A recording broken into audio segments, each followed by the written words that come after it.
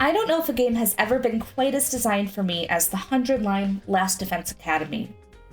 It takes two creators of cult classic visual novels and brings them together, with legendary Kazutaka Kodaka of Danganronpa fame and Kotaro Uchikoshi from the Zero Escape series both working on this one title.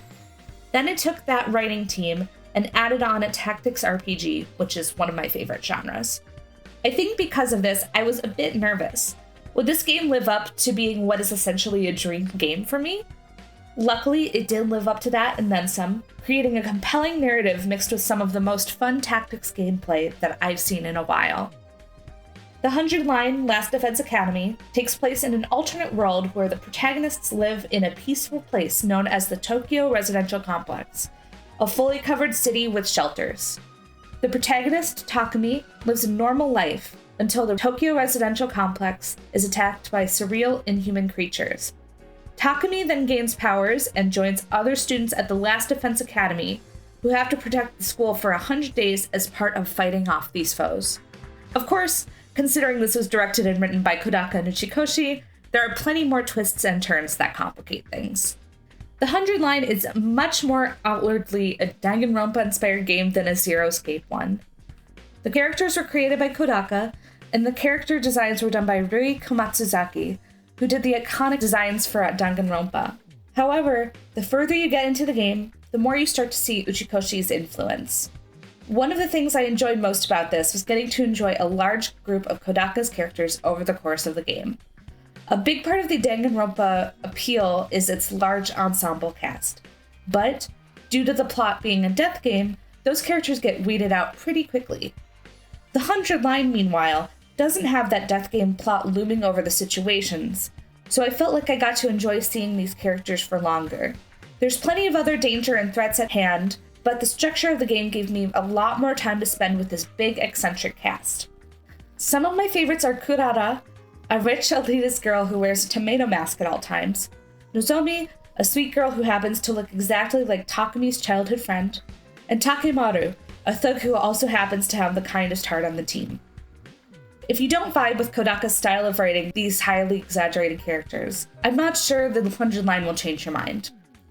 However, if you have enjoyed the large casts of a Danganronpa game, then know that the 100-line has possibly my favorite group of these characters, which is saying a lot. On the surface, many of them may be over the top, but underneath they're a well-written and developed cast that it's a joy to spend time with. One of the best ways this cast is used is in the combat, where each character is a unique unit in its tactics, based on the character's traits and personality. Combat is grid and turn-based, usually on sides surrounding the school, with a certain number of actions per turn. However, defeating certain stronger enemies can give you more turns, leading to fun challenges of linking together attacks to get as much done in a single turn as possible. Attacking also builds up a voltage meter, which can be used for a special stronger attack. Additionally, this attack can be done at any time a character has low enough health, though that leads to the character being incapacitated through to the next wave. All of this comes together to make for a very addicting gameplay experience that takes inspiration from other tactics games but still feels like a fresh take on the genre. The rest of the gameplay is more along the lines of a visual novel, very reminiscent of Danganronpa. On days where there isn't a battle or other plot developments, you can do a variety of free time activities, including mock battles, which earn you a currency to use to upgrade characters, speaking to characters, or making or giving them gifts, or even exploring outside the school. All of these contribute to one another. Talking to characters improves your stats, which influences how you can upgrade those characters, while also improving exploration skills, and exploring can get you more materials to use for gifts. It makes every day feel impactful, even if you spend it just hanging out. I liked learning about and spending time with these characters regardless, but the way these systems impact each other gives them their own weight. I also found the overarching story and pacing to be compelling as well.